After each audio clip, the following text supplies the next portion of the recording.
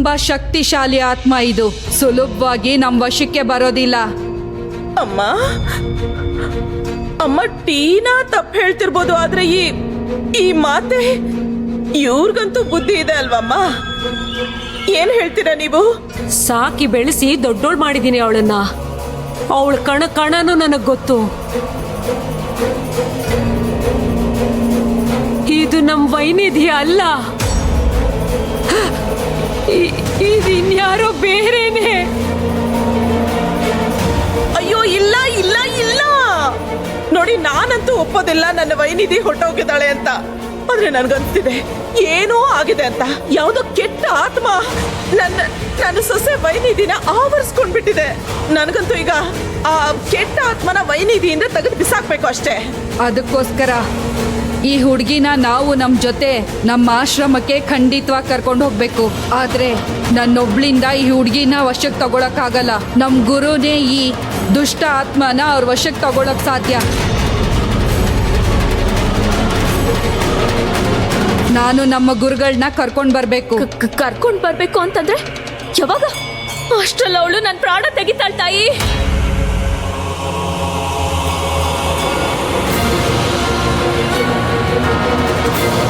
ಚಿಂತೆ ಮಾಡ್ಬೇಡ, ಇದು ಮಂತ್ರಿಸಿರೋ ರಕ್ಷಾ ತಾಯ್ತಾ. ಇದನ್ನ ನೀವೆಲ್ರೂ ನಿಮ್ಮ ಕತ್ತಿಗೆ ಕಟ್ಕೊಳ್ಳಿ. ಇದನ್ನ ಕಟ್ಕೊಂಡ್ಮೇಲೆ ನಿಮ್ ಯಾರಿಗೂ ಏನು ಆಗಲ್ಲ. ಇದೇನ್ ಮಾತಾಡ್ತಿದ್ದೀರಾ ನೀವು? ನಮ್ ವೈನಿಧಿಯಿಂದ ಯಾರಿಗೂ ಯಾವ ತೊಂದ್ರೆನೂ ಆಗೋದಿಲ್ಲ. ನಿಲ್ಸಿ ನಿಮ್ ಡೋಂಗಿ ನಾಟಕನ.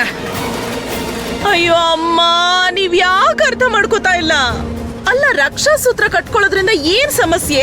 ನನಗಂತೂ ನನ್ನ ಸೊಸೆ ಹುಷಾರಾಗ್ಬೇಕು. ಅವಳು ಒಳಗಡೆ ಅದೇನಿದೆ ಒಂದು ಕೆಟ್ಟ ಆತ್ಮ, ಅದು ಹೊರಗಡೆ ಬಂದ್ ಬಿಡ್ಬೇಕು ಅಷ್ಟೇ. ಆಗ ಮಾತ್ರ ನಾವೆಲ್ಲರೂ ಸುಖ ಶಾಂತಿಯಿಂದ ನೆಮ್ಮದಿಯಿಂದ ಇರಕ್ಕಾಗೋದು. ನೀವು ಕೊಡಿ ನನಗೆ ಈ ರಕ್ಷಾ ಸೂತ್ರನ.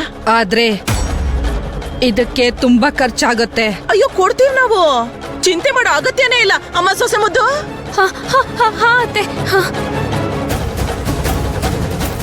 ಈ ತಾಯ್ತಗಳು ನಕಲಿ ಇದಾವೆ. ಥೇಟ್ ನಂತರ ಎಷ್ಟು ಸುಲಭವಾಗಿ ನಾನು ಎಲ್ರೂ ಮೂರ್ಖರನ್ನಾಗಿ ಮಾಡಿದೆ. ತಗೊಮ್ಮ. ಇದನ್ನ ನನ್ನ ಕೈ ಕೊಡ್ಬೇಡಿ, ನನ್ನ ಕೈ ಮೈಲ್ಗೆ ಆಗುತ್ತೆ. ಇದನ್ನ ಈ ಚೀಲದಲ್ಲಿ ಹಾಕಿ. ಬಾಪ ಆ ಬ್ಯಾಗಲ್ಲಿ ಹಾಕ್ತೀನಿ. ಧನ್ಯಳಾದೆ ಮಾತೆ, ಧನ್ಯಳಾದೆ. ಹೊರಡ್ತೀವಿ ನಾವು.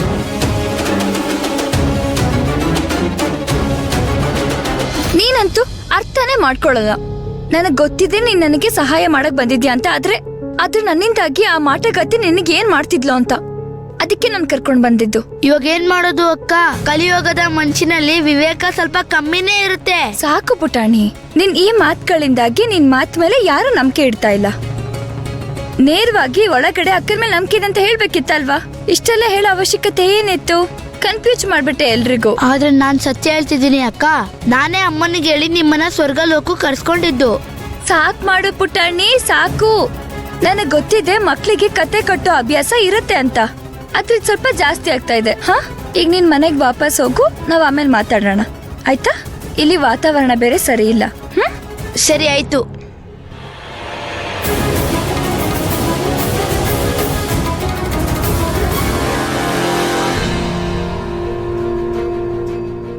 ನನ್ ಮಗಳು ಸರಿ ಹೋಗ್ತಾಳಲ್ವಾ? ಖಂಡಿತವಾಗೂ ನಮ್ ಜೊತೆ ಕಳಿಸಿದ್ರೆ ಖಂಡಿತವಾಗೂ ಸರಿ ಹೋಗ್ತಾಳೆ.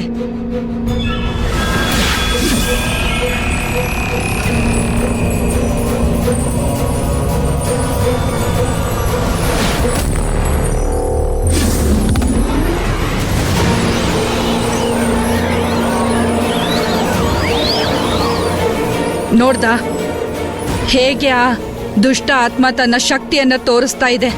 ಈಗಿದನ್ನ ಇಲ್ಲಿಂದ ಕರ್ಕೊಂಡು ಹೋಗ್ಲೇಬೇಕಾಗಿದೆ.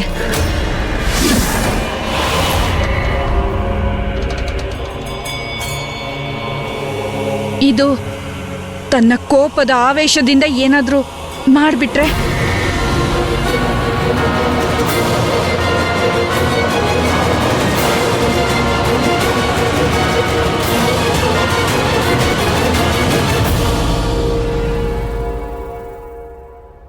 ಗಾಡ್ ಸೇ ಕೌಶ್, ಇದನ್ ಹಾಕೋ.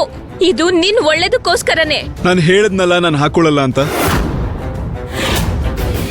ವೈನಿಧಿಗೆ ಏನೂ ಆಗಿಲ್ಲ, ಅವಳು ಸರಿಯಾಗೇ ಇದ್ದಾಳೆ. ಗೊಟ್ಟಿಟ್.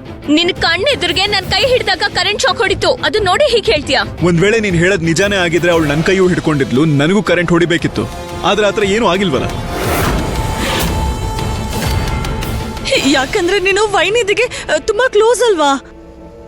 ಹಾಗಿರೋವಾಗ ಮತ್ತೆ ನಾನು ಇದನ್ನೆಲ್ಲ ಹಾಕೊಳ್ಳೋ ಅವಶ್ಯಕತೆ ಏನಿದೆ? ನೋಡ್ಕಂದ, ನಮಗ್ ಗೊತ್ತು ವೈನಿಧಿ ನಿನಗೆ ಯಾವತ್ತೂ ಏನೂ ತೊಂದ್ರೆ ಮಾಡಲ್ಲ ಅಂತ. ಆದ್ರೂ ಈ ತಾಯ್ತಾ ಕಟ್ಕೊಳ್ಳೋದ್ರಿಂದ ಏನ್ ಸಮಸ್ಯೆ ಹೇಳು? ಒಂದ್ ಕೆಲ್ಸ ಮಾಡು, ನಿನಗೆ ಯಾವ್ದಾದ್ರು ಕೆಟ್ಟ ಶಕ್ತಿ ನಿನಗೆ ಕೆಟ್ಟದ್ ಮಾಡ್ಬೇಕು ಅಂತ ಬಯಸುತ್ತಲ್ಲ, ಆಗ ಈ ರಕ್ಷಾ ಸೂತ್ರ ನಿನ್ನ ಕಾಪಾಡತ್ತೆ. ಅದಕ್ಕೋಸ್ಕರ ಆದ್ರೂ ಕಟ್ಕೊಳ್ಳೋ ಇದನ್ನ.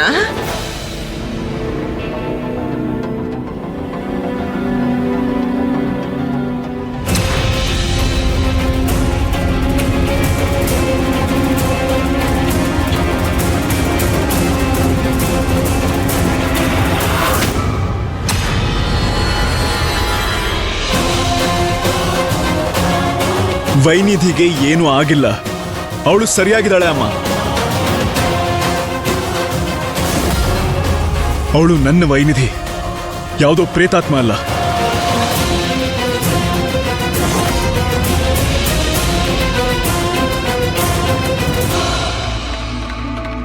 ಹಾಲು ನೀರಾಗಿದ್ರು ಜನ ಅದನ್ನ ಹಾಲು ಅಂತ ಕುಡಿತಾರೆ. ಆದ್ರೆ ನಿಮ್ಗಳಿಗೆ ಮಾತ್ರ ಯಾವ ನಂಬಿಕೆನೂ ಇಲ್ಲ. ಎಷ್ಟು ಸಲ ಅಂತ ನೀವು ಆ ಮಗು ಮೇಲೆ ಆರೋಪ ಮಾಡಿದ್ದೀರಾ, ಯಾವುದನ್ನು ಸಾಬೀತ್ ಮಾಡಕ್ಕಾಗಿಲ್ಲ. ಆದ್ರೂ ನೀವ್ಯಾರು ಸುಧಾರಿಸೋ ಹಾಗೆ ಕಾಣ್ತಿಲ್ಲ. ಅಮ್ಮ, ನಾನ್ ಏನ್ ಮಾಡ್ತಾ ಇದ್ದೀನೋ ಅದು ವೈನಿಧಿ ಒಳ್ಳೇದಕ್ಕೆ ಅಲ್ವಾ ಮಾಡ್ತಾ ಇರೋದು. ಅವಳಲ್ಲಿ ಒಂದು ವಿಚಿತ್ರವಾದ ಶಕ್ತಿ ಬಂದ್ಬಿಟ್ಟಿದೆ ಅಮ್ಮ. ನೀವ್ ಯಾಕೆ ಅರ್ಥ ಮಾಡ್ಕೋತಿಲ್ಲ? ಊರ್ಮಿಳಾ, ಶಕ್ತಿ ಇದೆ ಅನ್ನೋದು ಇವಾಗ ನಿನ್ ಗಮನಕ್ಕೆ ಬಂತ? ನನ್ಗೆ ಯಾವಾಗ್ಲೂ ಅದ್ರ ಮೇಲೆ ನಂಬಿಕೆ ಬಂದಿತ್ತು. ಅದಕ್ಕೆ ನನ್ನ ಮೊಮ್ಮಗನ್ ಮದ್ವೆನ ನಾನು ಅವಳ ಜೊತೆಲಿ ಮಾಡಿಸಿದ್ದು. ವೈನಿಧಿ ಷಷ್ಠಿ ತಾಯಿಯ ಪುತ್ರಿ, ಅವಳಿಗೆ ಷಷ್ಠಿ ತಾಯಿಯ ತೇಜಸ್ಸಿದೆ, ಅವಳಲ್ಲಿ ದಿವ್ಯ ಶಕ್ತಿ ಇದೆ. ಆದ್ರೆ ನಮ್ಮಿಂದ ಎಷ್ಟು ದೊಡ್ಡ ತಪ್ಪಾಗಿತ್ತು. ನಾವು ಅವಳನ್ನ ಅಶುಭ ಅಂತಂದ್ವಿ. ನಾನು ಹೇಳಿದ್ದೆ, ನಾನು ಅವಳಿಗೆ ವೈನಿಧಿ ನಮ್ಮ ಕುಟುಂಬಕ್ಕೆ ಬಂದಿರೋದು ತುಂಬಾ ದೊಡ್ಡ ತಪ್ಪು ಅಂತ. ನಾನು ಯಾಕೆ ಹೇಳಿದೆ ಅಂತ ಗೊತ್ತಾಗ್ತಿಲ್ಲ. ನಾನು ಆ ಥರ ಹೇಳಿದ್ದಕ್ಕೆ ಪಶ್ಚಾತ್ತಾಪ ಕೂಡ ಪಡಕ್ಕಾಗಲ್ಲ. ಆದ್ರೆ ನಾವುಗಳು ವೈನಿಧಿನ ದೆವ್ವ ಅಂತಂದ್ರೆ ಅದು ತುಂಬಾ ದೊಡ್ಡ ಪಾಪ. ಈ ಪಾಪ ಮಾಡೋದಕ್ಕೆ ನಾನು ಬಿಡೋದಿಲ್ಲ. ಅಯ್ಯೋ ಅಮ್ಮ, ನನಗ್ ಗೊತ್ತಿರೋದು ಇಷ್ಟೇ. ಈ ವೈನಿಧಿನ ತುಂಬಾ ಚೆನ್ನಾಗಿ ಆಳವಾಗಿ ಅರ್ಥ ಮಾಡ್ಕೊಂಡಿರೋದು ಅಂದ್ರೆ ಅದು ಅವಳ ಚಿಕ್ಕಮ್ಮ ಒಬ್ರೆ.